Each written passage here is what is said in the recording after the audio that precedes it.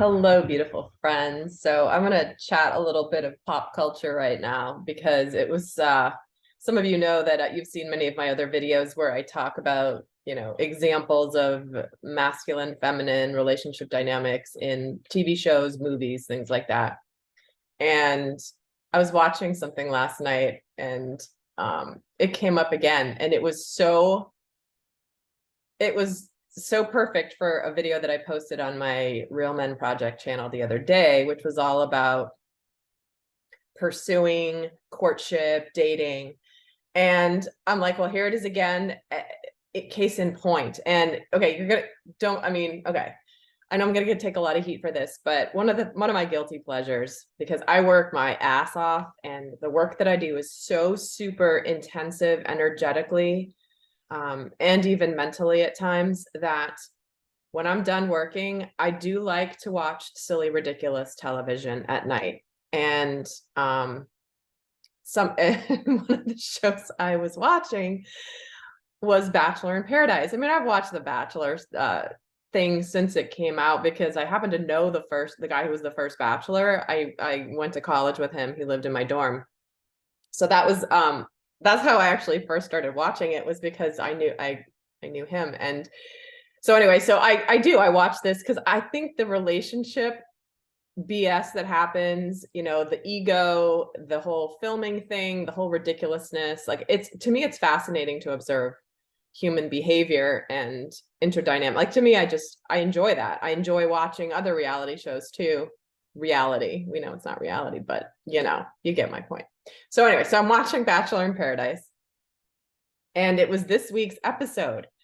And whether you watch it or not, I'll explain what happened because it proves my point so clearly, that the distortion of the courtship process and how it is so ingrained in people, and people are just, and that we need to shift it. We need to break out of it. And so if you're parents, and this is what I said on the video on my men's channel, is I'm like, if you're a parent to kids, you need to have this conversation with them, because these people that are on the show are in their 20s and 30s. So they're already like, they, should have been talked to long ago, but that's okay. We're all learning and growing.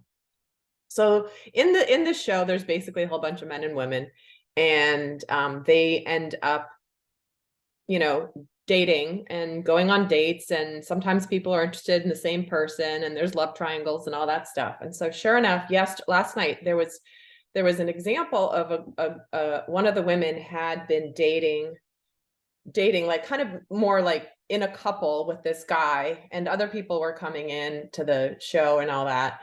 And this guy came in after she'd already been with this other guy. I can't remember their names.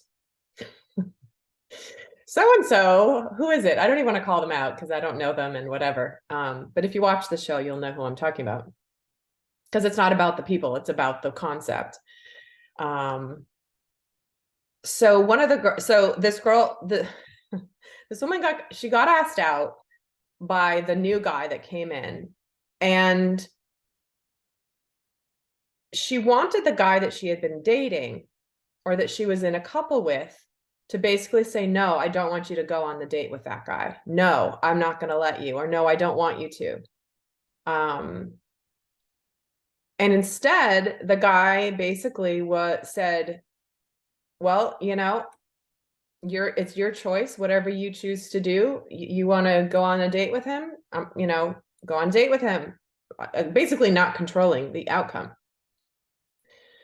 And the girl was like, I wanted him to fight for me. I wanted him to say, no, I don't want you to go. Don't go. Stay with me. And she was really confused. And she genuinely took it as a sign that he wasn't that interested in her. Meanwhile, here's a man who was so interested in her and was devastated that she even would want to go on another date, because he was forming a very strong connection with her. Oh my God, I hate that word too. Connection. I cannot stand saying it. I swear, I always have a joke that if anyway, I'm not going to say it here. I'm not going to say it. No, I have to now. So basically, like, if I always joke, like, if there was a drinking game, but every time they said the word connection on a reality love show, then people wouldn't even get past the first 5 minutes because it's ridiculous. It's just, anyway, so here I am saying it, whatever. So he had a very strong interest in this new budding relationship. That's a better way to say it. And she was really hurt. So she goes on the date with this new guy. And of course, she's going into the date with the new guy thinking, he's not the guy I really like. I don't think he's that interested in me because he didn't fight for me. He didn't tell me, no, don't go, don't go. And so she goes on the date. She forms a connection. Now there's a love triangle. Okay. So that was one of them. And then in the same episode, a different woman, she had the same scenario. She was in a very strong connection. Oh my God, I said it again. She was in a very strong budding relationship. Oh my God. I'm being ridiculous. I can say the word. She was in a very strong couple with this guy, and this new guy, another new guy comes in, and she talks to him, and even when she talked to him before he asked her out, she wasn't really feeling it. But so then in front of everybody, in front of the bonfire, he asks her out, and her guy is sitting right next to her. And she's looking at him and she's like, yeah, I'll go. So even though she already had just previously said she really wasn't that into the guy and didn't really click with him, with his energy. So she then pulls her guy aside before they end up going on the date. And she's like, yeah, how are you feeling? I want to talk to you about it. And again, this guy was being very, doing the divine masculine thing. These guys were doing the right thing.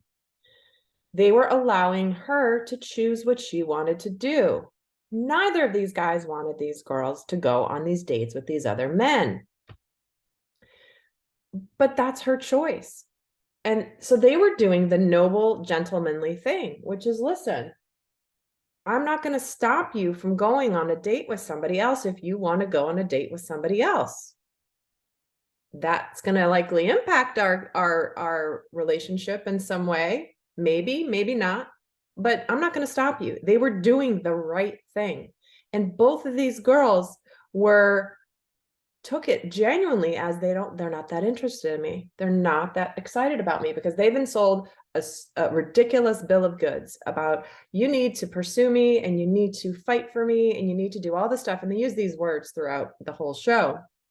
But even worse, the second woman, she even was saying out loud, she said the quiet part out loud. She said, well, because she added another layer to this. She said, I really wish that,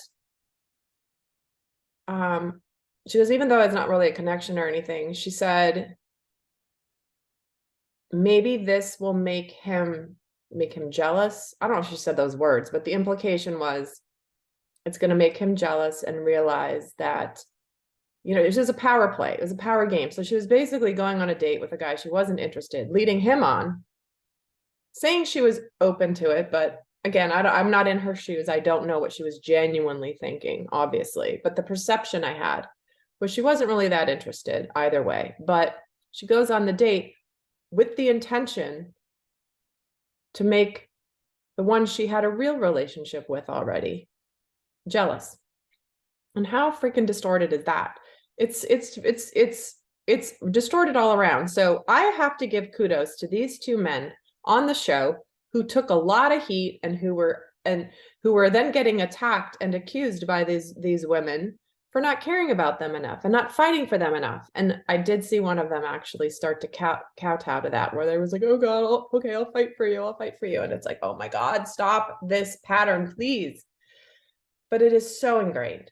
And I know that this is a silly television show, yet it is fascinating to me in the work that I do with relationships and human dynamics and ego and inner child and shadow and ascension, to be able to use examples like this to illustrate the principles of what I teach in all of my courses, and when I do my readings, and I do my extended readings, and I do my personal readings or my healing sessions. It is so important. So I have to say, I was very pleased with the fact that I did see examples of gentlemen honoring the feminine, right? The masculine honoring the feminine in the show. They just happened to get bashed, and the girls twisted it around and took it in the wrong way. Instead, they should be celebrating the fact that they have a man, a real man who is like, you're going to do what you're going to do. I want you to choose me. That was the other thing. And I think one of the guys said it. He said, I want to be chosen. Whereas the women said, I want to be chased and I want to be controlled. Is essentially what they were saying underneath their words is, please chase me. Please don't listen to my boundaries. And please try to control me. It is so warped, this distorted knight in shining armor, fight for me stuff. It is unhealthy and it is distorted, yet so prevalent, right? I mean, this isn't anything unusual.